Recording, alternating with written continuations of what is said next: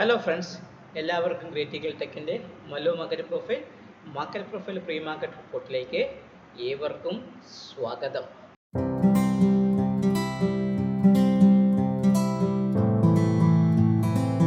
So ഇന്ന് 3-4 കാര്യങ്ങൾ എനിക്ക് പറയാനുണ്ട്.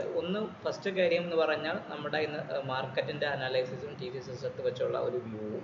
അപ്പോൾ അതുകൂടാതെ നമുക്ക് ഈ വരാൻ പോകുന്ന ജാനുവരി 25 ഒരു സാറ്റർഡേയിലുള്ള 1 ഡേ സെമിനാറിനെ കുറിച്ചുമാണ് എനിക്ക് പറയാനുള്ളത് ഈ ഒരു വീഡിയോയിൽ ഉദ്ദേശിക്കുന്നത്.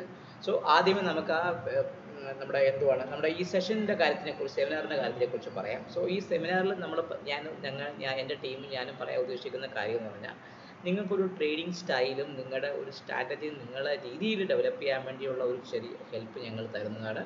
അതിൻ്റെ കൂടാതെ എമോഷൻസിനെ എങ്ങനെ കൺട്രോൾ ചെയ്യാമോ, എങ്ങനെ റിസ്ക് മാനേജ്മെൻറ്റ് നിങ്ങൾക്ക് ക്ലിയറാക്കി വയ്ക്കാനോ, അതുവഴി നിങ്ങൾക്ക് സൈക്കോളജി എങ്ങനെ ബിൽഡ് ചെയ്യാമെന്ന് പറയും. ബിൽഡ് ചെയ്യേണ്ടത് നിങ്ങളുടെ കടമയാണ്. പക്ഷേ ഇതിനേക്കുള്ള വഴികളെല്ലാം തുറന്നു തരുന്ന ഒരു ക്ലാസ് ആയിരിക്കും നിങ്ങൾക്ക് അന്ന് ഈ 25 ജാനുവരിക്ക് നടക്കാൻ പോകുന്ന ഐ ഓപ്പണർ ആയിരിക്കും നിങ്ങൾക്കത്.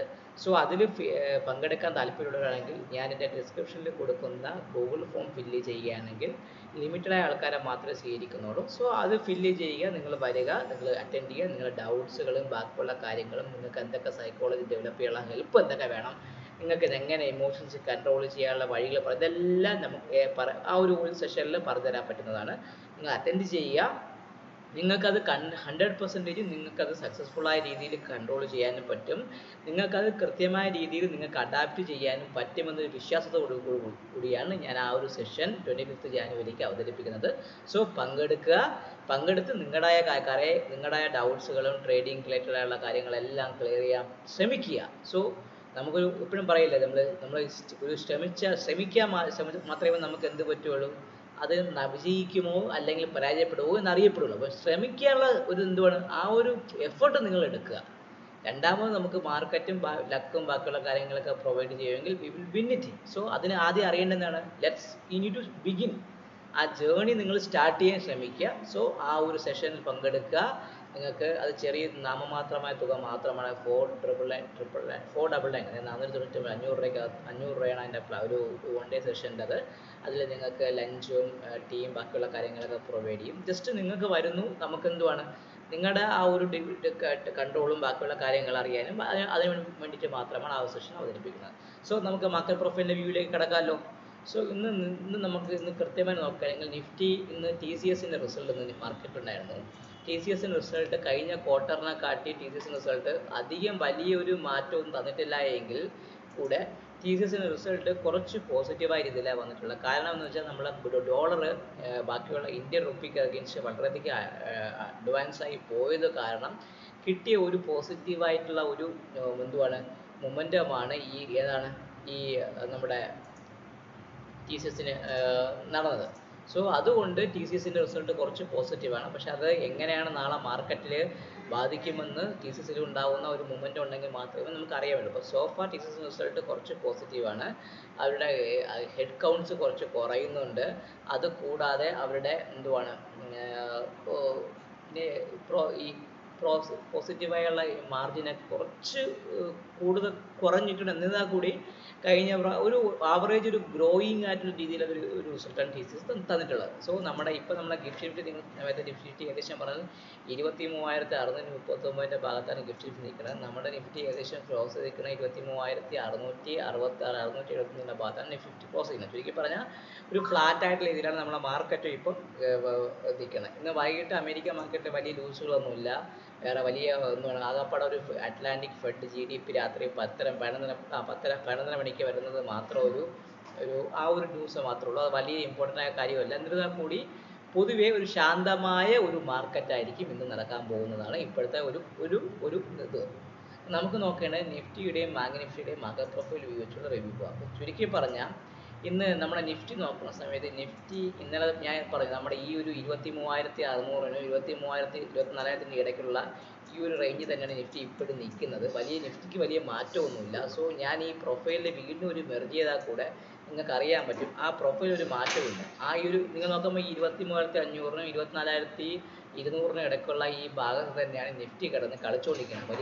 വലിയൊരു മൊമെൻറ്റോ വലിയൊരു മുന്നേറ്റവും താഴ്ചയോ ഒന്നും മാർക്കറ്റിലില്ല. പ്രത്യേകിച്ച് നിങ്ങൾ ശ്രദ്ധിച്ചറിയാം, നിഫ്റ്റിക്ക് ഈ താഴോട്ടുള്ള ഇറക്കം ഇന്നും വന്നപ്പോഴും എന്തുവാണ് വയ്യാത്ത അയ്യോ എനിക്ക് വയ്യേ എന്ന് പറഞ്ഞ രീതിയിലുള്ളൊരു മൊമെൻറ്റമാണ് നിഫ്റ്റി താഴേക്ക് തരുന്നത്. വലിയൊരു ഓളിയത്തോടുള്ള മൊമെൻ്റ് ഒന്നുമില്ല. നിങ്ങൾ നോക്കുമ്പോൾ അറിയാൻ പറ്റും. ഇപ്പോഴും 23,740 ഭാഗത്തേക്ക് ആ POC ഓളിയത്തിനെ കോൺസെൻട്രേറ്റ് ചെയ്യാൻ പറ്റിയിട്ടുണ്ട്. അപ്പോൾ ചുരുക്കി പറഞ്ഞാൽ 23,632, 23,745, 23,970 എന്ന് പറയുന്ന രീതിയിലാണ് നിഫ്റ്റി ഇപ്പം പൊക്കോണ്ടിരിക്കുന്നത്. എന്നെ സംബന്ധിച്ച് ഞാൻ ഇപ്പോഴും പറയുന്നു, 23,575 അല്ലെങ്കിൽ 23,600 എന്ന് പറഞ്ഞ ഈ ഒരു POC പൊട്ടിയെങ്കിൽ മാത്രമേ ഈ 23,606 ഈ POC പൊട്ടിയെങ്കിൽ മാത്രമേ സെല്ലിനെ കുറിച്ച് നിങ്ങൾ ചിന്തിച്ചാൽ മതി.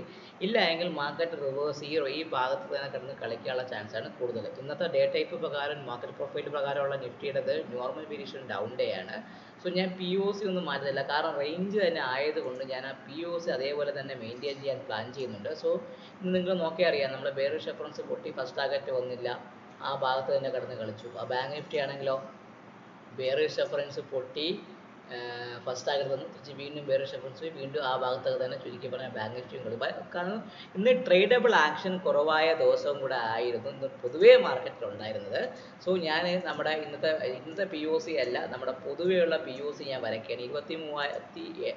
23,745 ആണ് നമ്മുടെ ബാങ്ക് നിഫ്റ്റിയുടെ POC. അപ്പോൾ ഞാൻ അതൊന്ന് കൃത്യമായിട്ടൊന്ന് റേഞ്ച് POC ആണ്, അപ്പോൾ അത് ഞാൻ വ്യക്തമായിട്ടൊന്ന് മാർക്ക് ചെയ്ത് വെച്ചിട്ടുണ്ട്.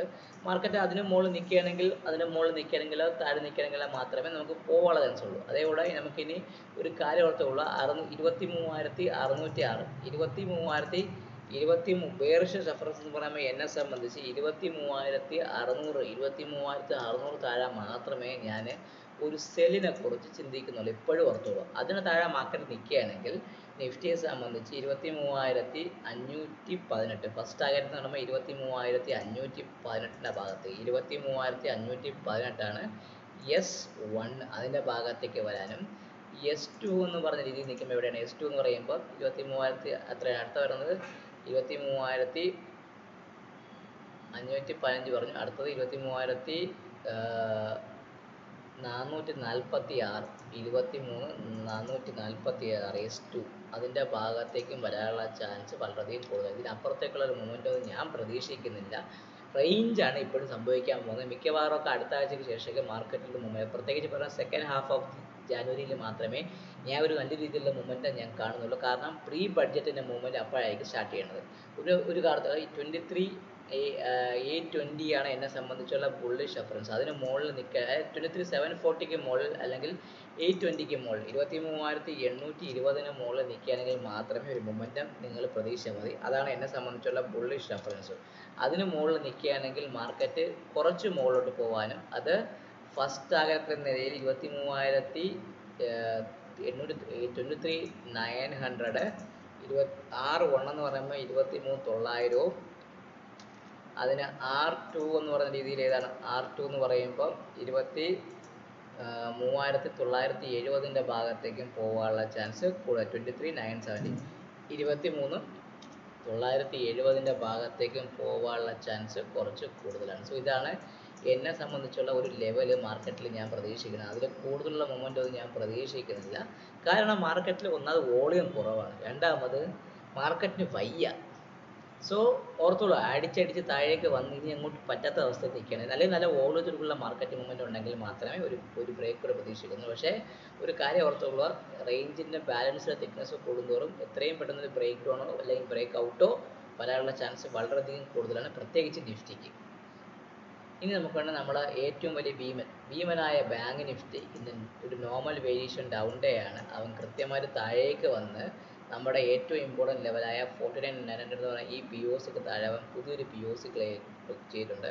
ഈ 49,900 താഴെയാണ് അപ്പോൾ ക്ലോസ് ചെയ്തിരിക്കുന്നത്. അത് സംബന്ധിച്ച് ബാങ്ക് നിഫ്റ്റി ഒരു ബെയറിഷ് ട്രെൻഡിലേക്കാണ് നിൽക്കുന്നത്. എന്നെ സംബന്ധിച്ച് ബാങ്ക് നിഫ്റ്റി ഈ 49,300 എന്ന് പറയുന്ന ഈ ഒരു സപ്പോർട്ട് പൊട്ടുകയാണെങ്കിൽ ബാങ്ക് നിഫ്റ്റിയിൽ അടപടലം സെല്ലിങ് വരാനും 48,500 അവിടെ ഇനി അടുത്തുള്ളൂ. അതുകൊണ്ട് 49,300 പൊട്ടല്ലേന്ന് ദൈവത്തെ പ്രാർത്ഥിച്ചുള്ളൂ. പൊട്ടിയ 48,500 വരെ വരാനുള്ള ചാൻസ് ബാങ്ക് നിഫ്റ്റി കൂടുതൽ. അപ്പോൾ ബാങ്ക് നിഫ്റ്റിയുടെ ട്രെൻഡ് ഡൗണിൽ പോയിക്കൊണ്ടിരിക്കുകയാണ്. സോ ബാങ്ക് നിഫ്റ്റിയെ സംബന്ധിച്ച് ട്രെൻഡ് ബെയറിഷ് ആണ്.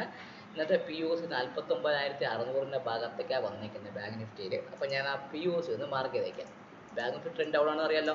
സോ 49,900 താഴെ നിൽക്കുന്നിടത്തോളം കാലം ഈ താഴേക്ക് വരാനുള്ള ചാൻസ് കൂടുതൽ. സോ 49,600 ബാങ്ക് നിഫ്റ്റിയുടെ പി ഒ സി വന്നിരിക്കുന്നത് ഇന്നത്തെ പി ഒ സി. നമ്മുടെ ബെയറിഷ് റെഫറൻസ് ഇപ്പോഴും ഒരു മാറ്റവും ഇല്ല. 49,500 എന്നെ സംബന്ധിച്ചുള്ള ബെയറിഷ് റെഫറൻസ്. അത് ഞാൻ മാറ്റി വയ്ക്കാം. 49,500 ഭാഗത്താണ് ബെയറിഷ് റെഫറൻസ് വരുന്നത്. സോ അത് ബാങ്ക് നിഫ്റ്റിക്ക് ഒരു മൊമെൻറ്റം തരാനുള്ള ചാൻസ് കൂടുതലാണ്. അപ്പോൾ അത് പൊട്ടുകയാണെങ്കിൽ നല്ല രീതിയിൽ വരാം. ഇല്ല എങ്കിൽ മാർക്കറ്റ് താഴേക്ക് അടിക്കാനുള്ള ചാൻസ് തന്നെയാണ് ഞാൻ കാണുന്നത്. 49,500 പൊട്ടുകയാണെങ്കിൽ ഒരു 49,300 എന്ന് പറഞ്ഞ ഈ ഒരു സപ്പോർട്ടുണ്ട്, 49,300. അതും പൊട്ടുകയാണെങ്കിൽ പിന്നെ 48,500 താഴേക്ക് മാത്രമേ വരുള്ളൂ. ഇപ്പോൾ S2 എന്ന് പറയും. ഫസ്റ്റ് S1 എന്ന് പറഞ്ഞാൽ 49,300. അതിന് താഴെ S1 എന്ന് പറയുമ്പോൾ S2 അല്ല S1.